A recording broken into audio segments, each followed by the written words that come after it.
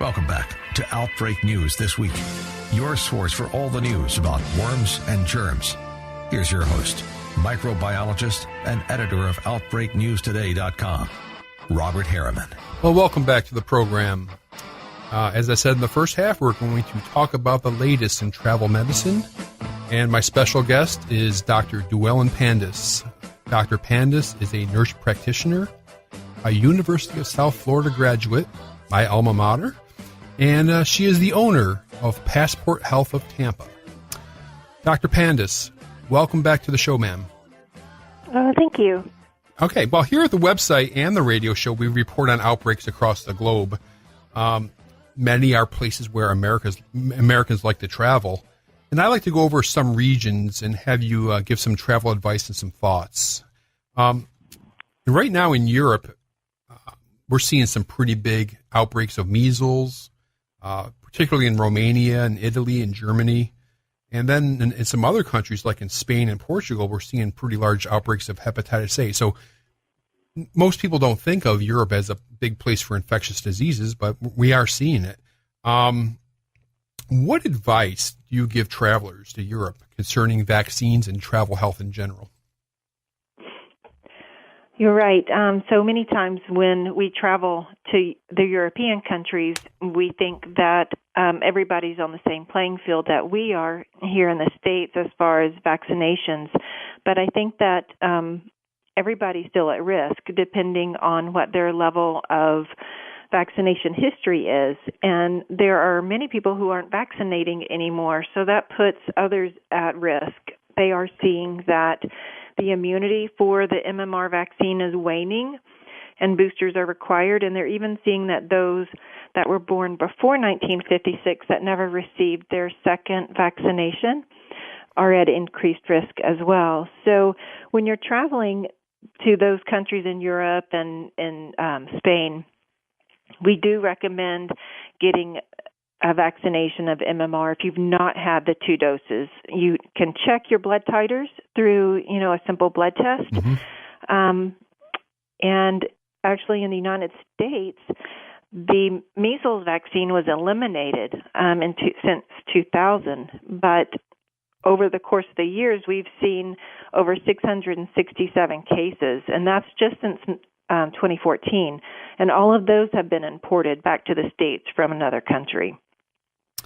Now, in South America, and particularly Brazil, we're seeing this big yellow fever outbreak. And even last year, I think it was in Angola in Africa. If a traveler is going to Brazil, is a yellow fever vaccine recommended or required for all parts of the country or only select places? Well, it's an interesting question because that ties into their entire trip. You have to look at where the traveler is going. If they're only going to Brazil, then it's going to be a recommended vaccination. If they're traveling to multiple countries that either are endemic to yellow fever, they may be required to get the vaccination. So that's why it's important. When you look at Brazil, and according to what the CDC website says, there's a strong recommendation, and they have listed an extensive area of risk, and it's encouraged that anyone over 9 months of age get vaccinated against yellow fever, but it is not required to go to Brazil. Brazil does not require it for entry. So it's kind of tricky. But the best thing to do is to, go to a travel medicine expert and, talk to them about your trip. Now, there has been some issues with the yellow fever vaccine concerning shortages. And can you talk about how we are dealing with that? Yes, absolutely. One of the things that's relatively new is the World Health Organization has actually acknowledged that the yellow fever vaccine will considered to last for a lifetime.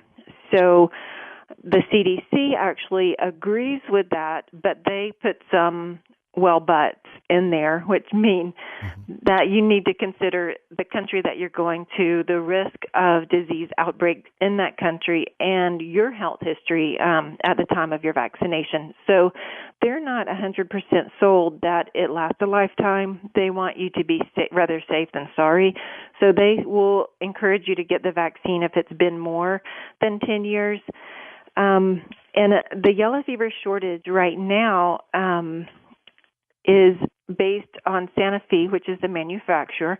Their processing facility or manufacturing facility here in the States is not up and running. So the vaccine that we had approved in the United States, called YFX, has completely been depleted. They have, the CDC has worked with Sanofi Aventis to bring in a vaccine that's been around for over 30 years. It's used in over 70 countries. And the name of that vaccine is called Stamaril. So it's well known in Europe, South America, and Africa since 1986. The caveat is that the number of yellow fever vaccination sites are over 4,000 in the United States. The number of Stamaril sites are only 250 nationwide. So it's going to be very challenging for most people to find the yellow fever vaccine. Now, if I was traveling to Brazil, hypothetically, I received the yellow fever vaccine when I went in the military over 3 decades ago. Now, does the vaccine need to be administered well in advance of your trip to be effective? Right. For you, I mean... And would I require a booster? Yeah, that's what I'm going to say is because it's been 30 years, I would encourage you to get a booster because you want to reinvigorate those memory cells so that you've got a good amount of protection if you are exposed. And if you've never had the vaccine before, you need to get it at least 10 days before entry into the country. If the country requires it, sometimes you have to submit it for a visa. They won't allow you to come into the country without a visa, and the card is required for entry. But for your protection, you need it at least 10 days. That's about how long it takes for the body to build up protection. Yeah, and that's something I want to just stress for the for the public that's listening, that yellow fever, there's a yellow card. Can you talk about that real briefly? Sure. It's an international certificate of vaccination. It is recognized worldwide, and it is the only vaccination card that is authorized to hold the yellow fever, and it has to have a special stamp. And that stamp is only provided to providers that have been authorized through the CDC and the state departments.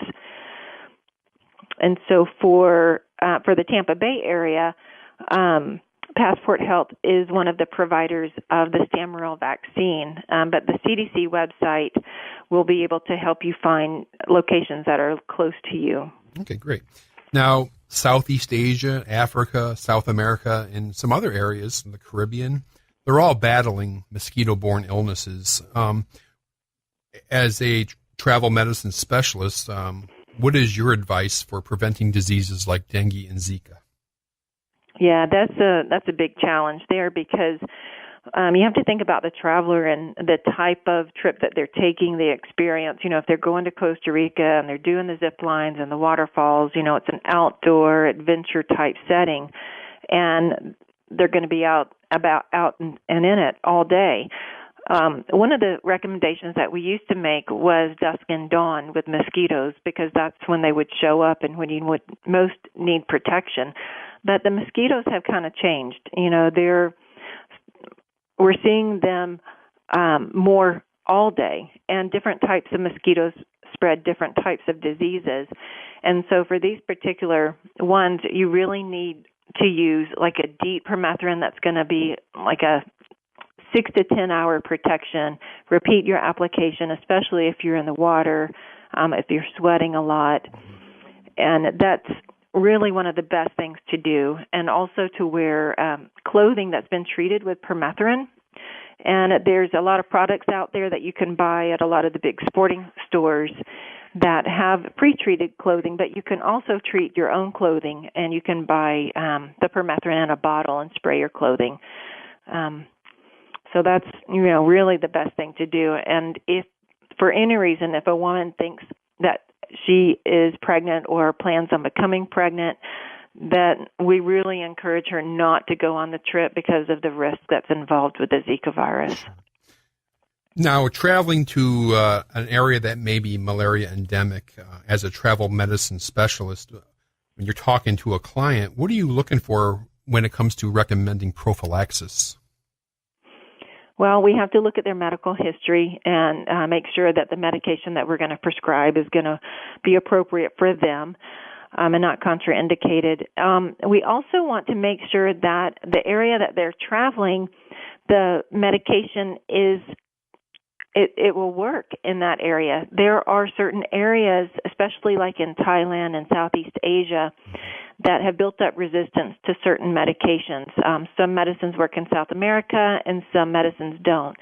So it really depends on the client's itinerary and the length of travel. So there are a couple of options out there. Some are a little bit more expensive, some are more affordable, some have more side effects. So it's really a conversation that the patient has to have with the provider to find the best fit for them.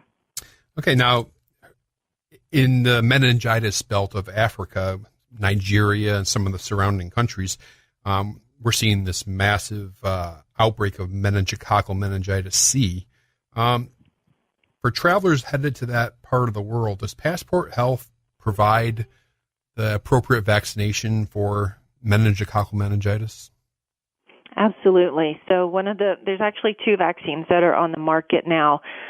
There were 3. So Menvio is one of them. Menactra is the other. The one that is no longer available is called Menimmune. It's been discontinued by the manufacturer, so we only have 2 available to us. And those will protect you for about 5 years.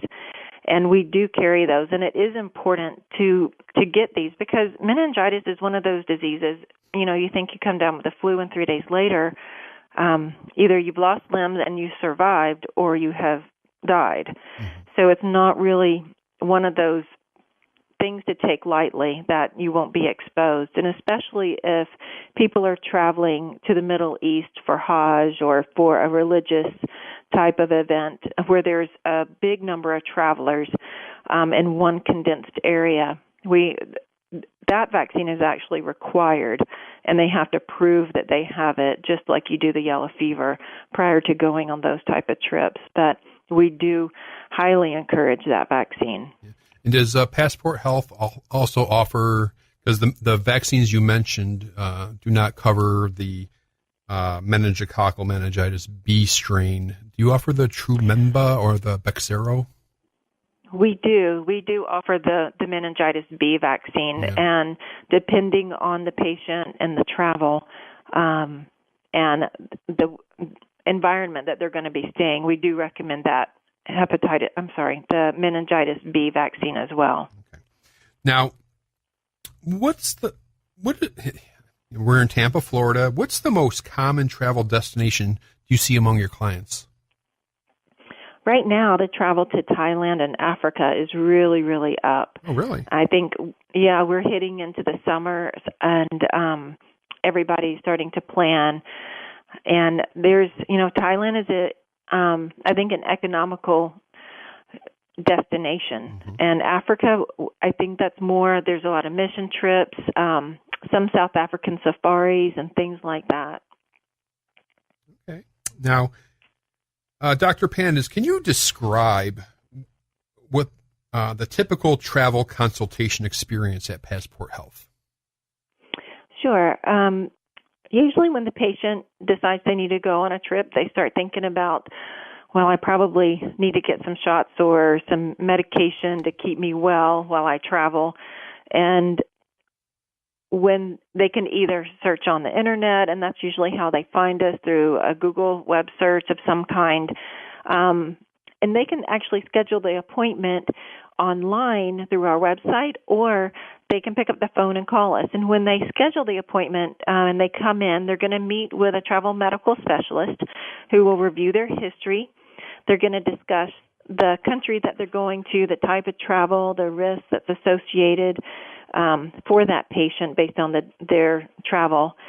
And recommendations will be made regarding the vaccinations, whether they're required, recommended, or routine vaccinations, and medications as well, like the malaria medicines or diarrhea medicines, to ensure a safe and healthy trip. And so these vaccines and medications will be administered on the same day of the visit.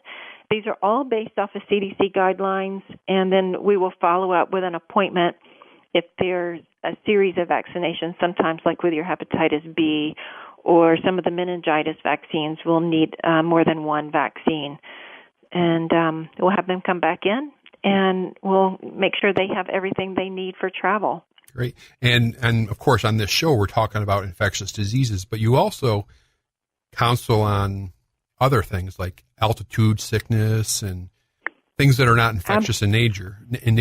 Yeah, absolutely. Because sometimes people may be going to Africa to climb Kilimanjaro. Sure. Or they may be going to South America and going to Machu Picchu. So, you have to look at their risk. While they may be over 5,000 feet, the risk of mosquitoes won't be as high, but they may get mountain sickness. And so we will talk to them. There's medications that we can prescribe for that and some good instructions on how to deal with that, as well as, for the adventure food seeker that is traveling, there are things that we can provide, and there are actually some new products on the market that are based off of the bovine colostrum, and it helps to bind to the bacteria that's in the gut.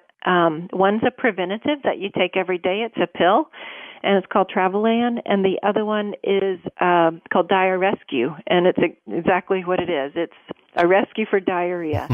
And it's just a little sachet that you mix with clean, sterile water, and you drink. And those things really do help to prevent and to treat diarrhea. There's a big push right now from the travel medicine doctors and all those associated in travel medicine to try and stay away from the antibiotics because we don't want that resistance to continue to build.